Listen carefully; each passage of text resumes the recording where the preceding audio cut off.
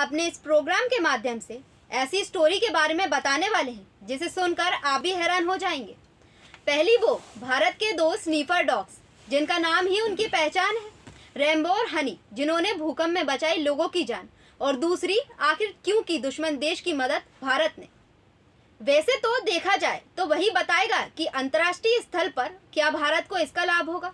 बात अगर भारत की जाए तो भारत एक अकेला ऐसा देश है जो सदैव अपने पड़ोसी देश की मदद के लिए तैयार रहता है।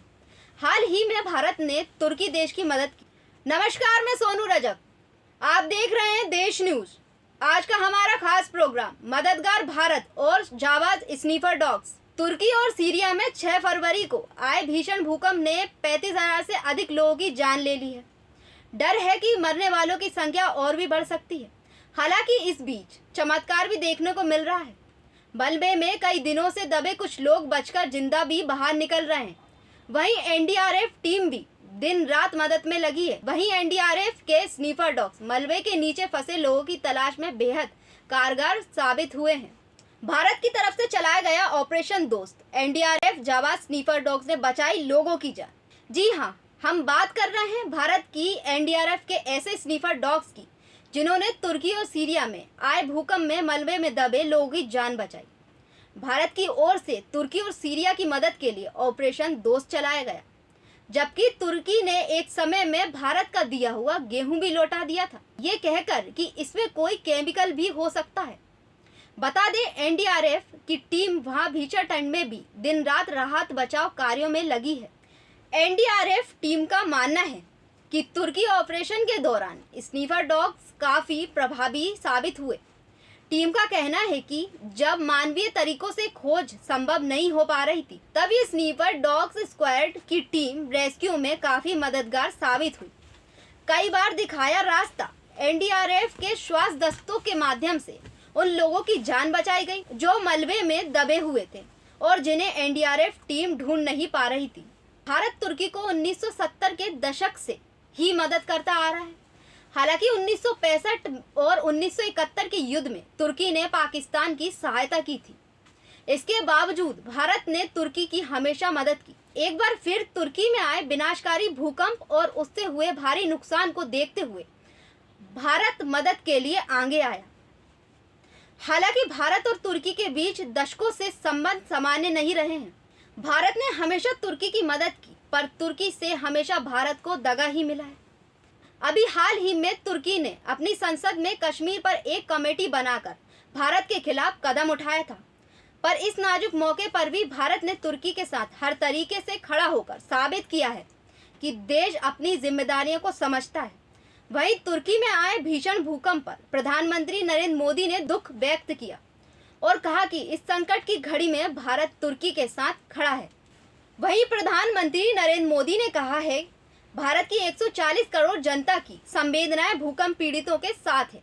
भारत इस अवसर पर तुर्की के लिए हर तरह की सहायता भेज रहा है। विश्व व्यापार संगठन और महामारी के दौरान भी हुआ मददगार सिद्ध। भारत ने तुर्की में कुर्द अलगाववादी समूह के पीकेके के खिलाफ लड़ाई में तुर्की की मदद भी पेशकश की थी। वहीं यूरोपीय संघ में तुर्की के शामिल होने के लिए राजनीतिक समर्थन भी दिया था। बता दें, भारत ग्लोबल ट्रेड ब्लॉक और विश्व व्यापार संगठन में शामिल होने के लिए तुर्की के प्रयासों का भी मुखर समर्थक रहा है।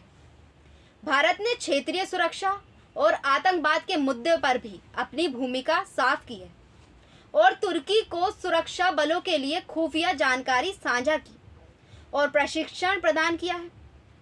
इसके अलावा भारत सीरियाई संघर्ष का शांतिपूर्ण समाधान खोजने के लिए तुर्की के प्रयासों में भी उसके साथ खड़ा है। साल 2020 में जब दुनिया कोविड के कहर से करा रही थी, उस हालात में भारत खुद को संभाल ही नहीं रहा था, बल्कि दुनिया के कई और देशों को भी मदद पहुंचा रहा था। इसी क्रम में भारत ने तुर्की की भी सहायता की। भारत ने कोविड-19 तुर्की को जरूरी मेडिकल सुविधाएं भेजी, वहीं जिनमें वेंटिलेटर और वैक्सीन भी शामिल है। बता दें, इन सुविधाओं के अलावा भारत ने तुर्की में ग्राउंड पर मेडिकल टीम भी भेजी। कोविड से बर्बाद हुए इकोनॉमी को सुधारने के लिए भारत ने अपनी मित्रता का वचन निभाते हुए तुर्की को आर्थिक मदद भी की थी। अगस्त 2020 में भारत ने महामारी से निपटने के लिए तुर्की को $100 मिलियन दिए थे। पाकिस्तानी विश्लेषकों का कहना है कि भारत इस आपदा को एक कूटनीतिक अवसर के तौर पर देख रहा है और मदद के जरिए अपने प्रति तुर्की के रुख को बदलने की कोशिश कर रहा है। भारत मदद के जरिए तुर्की को जता रहा है कि वो उसका हमदर्द है। पाकिस्तान के राजनीतिक विश्लेषक कमर चीमा का कहना है कि भारत तुर्की को भारी मात्रा में मदद भेज रहा है। ये पीएम मोदी की स्मार्ट रणनीति का हिस्सा है। बता दें, मई 2014 में नरेंद्र मोदी के प्रधानमंत्री बनने के बाद से इजराइल से भी संबंध गहरे हुए हैं और खाड़ी के देशों से संबंधों में गर्मजोशी की बात कही जाती है। नरेंद्र मोदी पहले प्रधानमंत्री हैं जिन्होंने 2017 में इजराइल का दौरा किया था।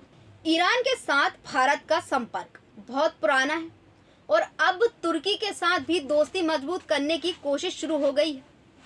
जब इन इलाकों में अमेरिका की मौजूदगी कमज़ोर पड़ने की बात की जा रही है, तब भारत अपना पैर जमाने की कोशिश कर रहा है। वहीं हम बात करते हैं अंतर्राष्ट्रीय अर्थव्यवस्था की, तो बता दें, आर्थिक स्थिति बिगड़ने से तुर्की में बेरोजगारी भी बढ़ गई है, लेकिन अब भूकंप की वजह से कई शहरों में स्थिति बेहद खराब हो गई।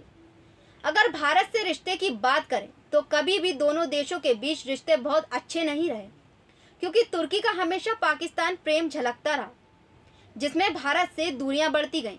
खासकर जम्मू कश्मीर से धारा 370 हटने के बाद तुर्की ने भारत का खुलकर विरोध किया था, जिससे रिश्तों में तनाव आ गया था। इससे पहले वित्त वर्ष 2017 और 18 में दोनों देशों के बीच $7.2 बिलियन का द्विपक्षीय व्यापार हुआ था।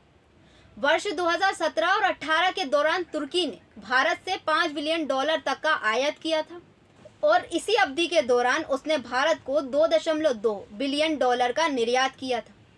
तुर्की की ओर से वर्ष 2000 से 2018 तक भारत में निर्माण, शीशा और मशीनरी जैसे क्षेत्रों में $182.18 मिलियन का प्रत्यक्ष विदेशी निवेश हुआ, जबकि भारत की ओर से तुर्की में 1998 से 2017 तक $121.36 मिलियन का निवेश किया गया। फिलहाल प्रोग्राम में बस इतना ही। अब देखना ये होगा कि आने वाले समय में भारत और तुर्की के संबंध कैसे रहेंगे। बने रहिए देश न्यूज़ के साथ। नमस्कार।